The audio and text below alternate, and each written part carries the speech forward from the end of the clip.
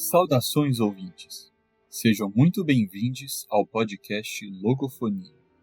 Meu nome é Arthur Cristo e neste episódio do Lado B irei apresentar uma breve introdução à vida e à obra de Jacob Taubes, uma enigmática figura da cena intelectual do século XX que, apesar de suas contribuições aos debates filosófico, político e teológico, foi relegada às margens da pesquisa acadêmica. Em um primeiro momento, irei trazer um apanhado de dados biográficos e acerca do contexto cultural em que o autor estava inserido. Em seguida, na esperança de dar relevo aos principais temas de seu pensamento, apresentarei duas de suas obras, a Escatologia Ocidental e a Teologia Política de Paulo.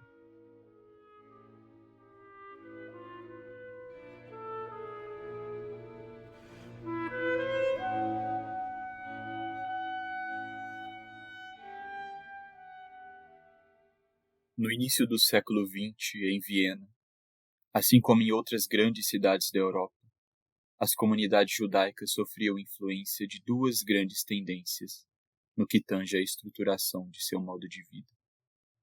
Por um lado, apesar de um crescente antissemitismo, observava-se que muitos judeus aparentavam ter sido assimilados pela sociedade secular e burguesa. Podemos citar aqui figuras como Sigmund Freud ou os compositores Gustav Mahler e Arnold Schoenberg. Por outro, movimentos místicos vindos do leste, como o Hassidismo, pareciam insuflar um sentimento anti-iluminista e de restauração de uma identidade propriamente judaica. É nesse contexto permeado por tensões religiosas e também políticas, que em 23 de fevereiro de 1923, na capital da recém-formada República Austríaca, nasce Jacob Taubes, no seio de uma tradicional família rabínica. Seu pai, o rabino Tzvi Taubes, também era doutor pela Universidade de Viena, tendo produzido uma tese sobre Jesus Cristo e a Halachá, a lei judaica. Sua mãe, Fanny Taubes, era professora e mantinha relações estreitas com figuras eminentes do sionismo socialista vienense, como Martin Buber. Taubes cresce, portanto, sob forte influência religiosa, sem perder de vista a disciplina dos estudos acadêmicos, fossem eles teológicos ou seculares. Em 1937, poucos meses após o seu bar mitzvah, a família de Jacob Taubes se muda para Zurique, na Suíça. No ano seguinte, a Áustria seria ocupada pelo Exército Nacional Socialista. É em Zurique, sob o pano de fundo de uma Europa arrasada pela guerra e pelo genocídio dos judeus, que Jacob Taubes irá completar sua educação religiosa e acadêmica. Em 1941, aos 18 anos, Taubes é ordenado rabino e também ingressa na Universidade de Zurique, onde estuda História, Sociologia e Filosofia. Nessa época trava contato com o pensamento de autores que o influenciariam profundamente, como Max Weber, Karl Marx, Martin Heidegger, Carl Schmitt, Michel Lovett, Gershon Scholem, entre muitos outros. Permanece nesta instituição até 1946, quando defende sua tese de doutoramento intitulada Escatologia Ocidental. No ano seguinte, deixa a Europa e se estabelece inicialmente nos Estados Unidos. Ao longo de sua vida, irá lecionar em diversas instituições ao redor do mundo, tanto em seminários teológicos quanto em prestigiosas universidades, abrangendo uma variedade de disciplinas como estudos judaicos, sociologia da religião e filosofia. Dentre os temas centrais de seu pensamento, destacam-se uma concepção da história fortemente influenciada pelo apocalipticismo judaico e uma profunda reflexão sobre os pontos de contato e atrito entre a religião e o fenômeno político. Leva uma vida pessoal agonizante, acometido por perturbações psiquiátricas e um casamento conturbado com a escritora Susan Taubes. Transitando entre Berlim, Paris, Nova York ou Jerusalém, Taubes parece se enquadrar à imagem arquetípica do judeu diaspórico do pós-guerra, um eterno estrangeiro, um sem lugar no mundo. Condição de marginalidade essa que se estendeu à sua vida acadêmica, tendo sido considerado por muitos de seu tempo como uma espécie de pária intelectual. Morre em 21 de março de 1987, em Berlim, aos 64 anos.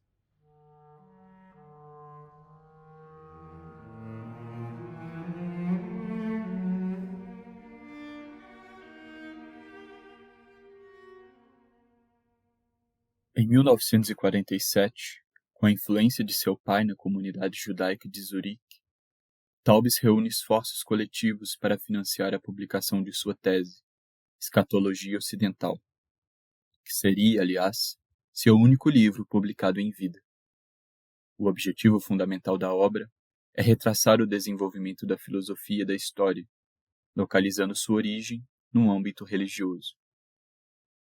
Com efeito, Taubes argumenta que a noção moderna de que a história possuiria uma linearidade, ao contrário de uma natureza cíclica e recorrente, como se pensava na Antiguidade Clássica, remonta a um raciocínio escatológico, que pode ser situado, pela primeira vez, na Bíblia hebraica. Segundo o autor, é a ideia de que a história caminha em direção a um ponto conclusivo que confere sentido aos processos históricos.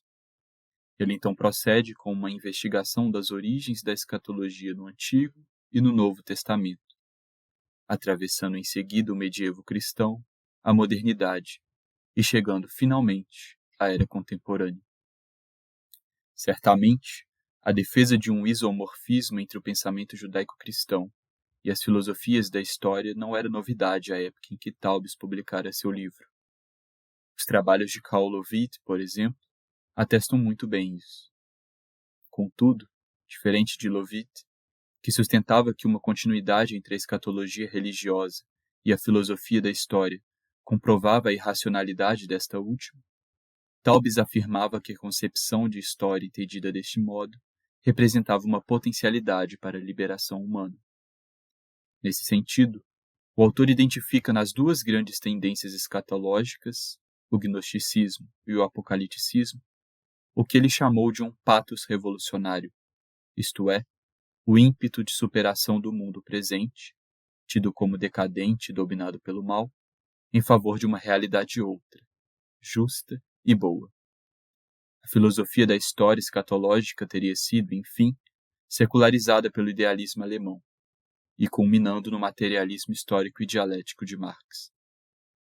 Não muito tempo após ter completado sua tese, Taubes confessa a Judith Buber que por um tempo ele de fato foi um marxista, mas que por preferir uma escatologia mais autêntica, optara por seguir a vida de um judeu religioso, ainda que tivesse consciência da fraqueza dessa posição.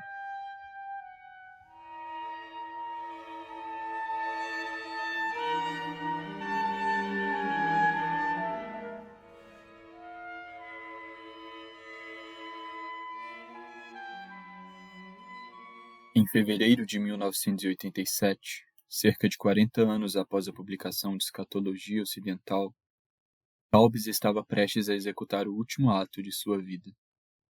Sofrendo dos estágios finais de um câncer que ocasionaria sua morte, ele ministrou na cidade de Heidelberg uma série de conferências sobre a Epístola de Paulo aos Romanos. Manifestando seu descontentamento com a separação estrita entre a filosofia e a religião, Taubes pretendia com essas apresentações frutificar um debate que reaproximasse esses dois campos do conhecimento. Essa retomada dos textos paulinos por parte de Taubes não tomava por objeto a substância teológica do pensamento de Paulo, na qual Taubes obviamente não acreditava. O que interessava nosso autor nesse texto em específico eram as potencialidades de uma leitura metafórica e analógica de seu conteúdo, em especial para o campo da ação ético-política. Com efeito, na carta aos Romanos, o apóstolo escreve animado por um forte senso de urgência, inaugurado pela crucificação do Cristo. Este acontecimento, segundo Paulo, significava uma cesura completa na história, inaugurando uma era em que as leis, tanto dos romanos quanto dos judeus, não faziam mais sentido. Essa postura antinômica de Paulo faz com que Taubes identifique na Epístola aos Romanos uma verdadeira teologia política.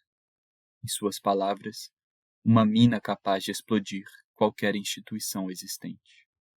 Na contemporaneidade, afirma Taubes, a escatologia de Paulo abriria caminho para se pensar modos de vida que escapem à captura do liberalismo e sua obsessão com uma suposta racionalidade das leis.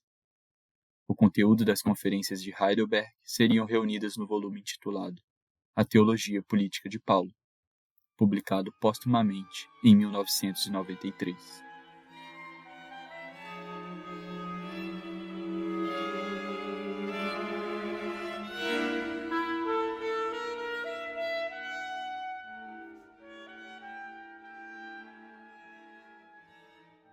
Bem, seria impossível explorar todas as nuances da vida e da obra de uma personalidade tão singular quanto a de Jacob Taubes, nos poucos minutos de um podcast. Mas, num último esforço de caracterização, poderíamos resumi-lo com as palavras de Herbert Koch e de Hartmut von Sass. Jacob Taubes, um rabino marginal no centro das redes intelectuais. O importante intelectual explorando as margens da vida acadêmica. Um filósofo entediado com a filosofia pura.